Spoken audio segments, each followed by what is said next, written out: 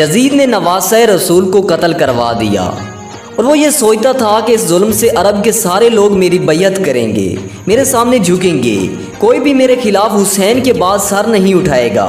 لیکن جب رسول اللہ کی بیٹیاں قید ہو کے کوفہ و شام کے بازاروں سے گزریں تو ان کے خطبے سنتے سنتے لوگوں کے مردہ ضمیر جاگنے لگے اور یوں یزید کے خلاف بغاوت پیدا ہو گئی۔ ہر کوئی یہی سوچنے لگا کہ اسلام اللہ کا دین ہے، محمد مصطفیٰ اللہ کا رسول ہے اور یہ خاندان اللہ کا محبوب ترین خاندان ہے۔ جس نے اس کے ساتھ ظلم کیا اس کو بادشاہ کہنا سب سے بڑا گناہ ہوگا۔ اور یوں مدینے والوں نے یزید کی بیعت سے انکار کر دیا۔ یزید نے مدینے پر حملہ کیا۔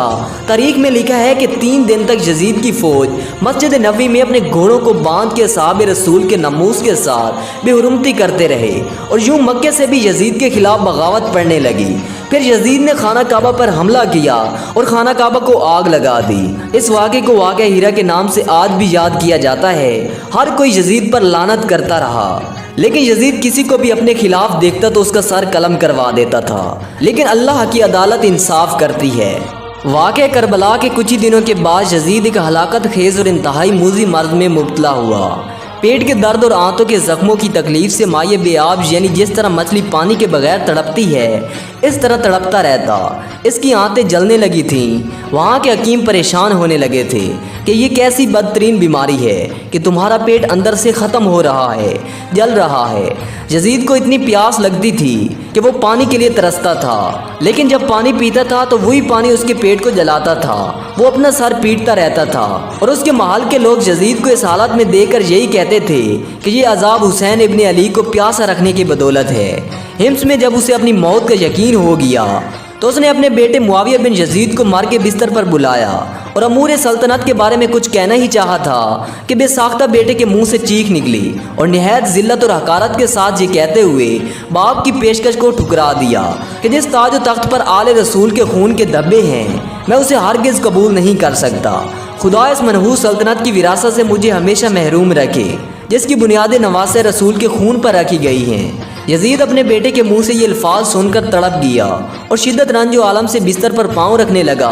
موت سے کچھ دن پہلے یزید کی آنتیں سڑ گئیں اور اس میں کیڑے پڑ گئے۔ اس لعنتی یزید سے اتنی گندی بدبو آتی تھی کہ کوئی بھی اس کے پاس نہیں جاتا تھا۔ بہت قیمتی اور نجاب قسم کے عطر بھی لگائے جاتے پھر بھی اس سے بدبو نہیں جاتی تھی۔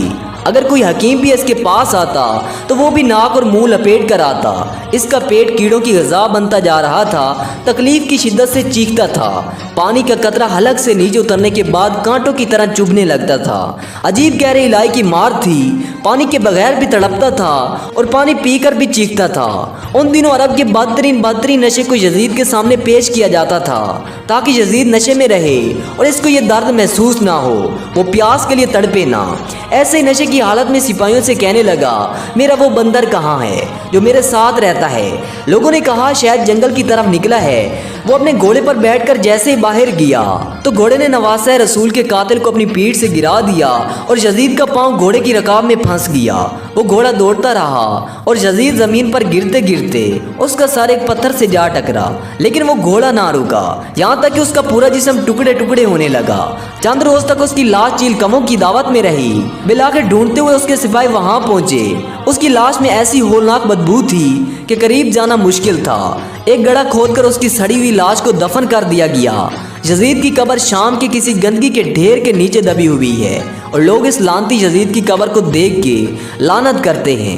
امام علی علیہ السلام نے فرمایا کہ کفر کی حکومت تو قائم ہو سکتی ہے لیکن ظلم کی حکومت نہیں چل سکتی۔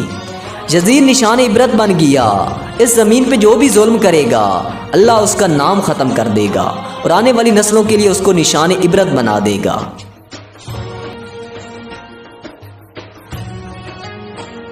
دوستو امید ہے کہ آپ کو آج کی ہماری یہ ویڈیو پسند آئی ہوگی۔ ویڈیو کو ایک لائک کر دیں اور ساتھ ہی اگر آپ نے ابھی تک ہمارے یوٹیوب چینل کو سبسکرائب نہیں کیا تو سبسکرائب کرتے ہوئے ساتھ موجودہ بیل آئیکن کو بھی دبا دیں۔ Thanks for watching. اللہ حافظ۔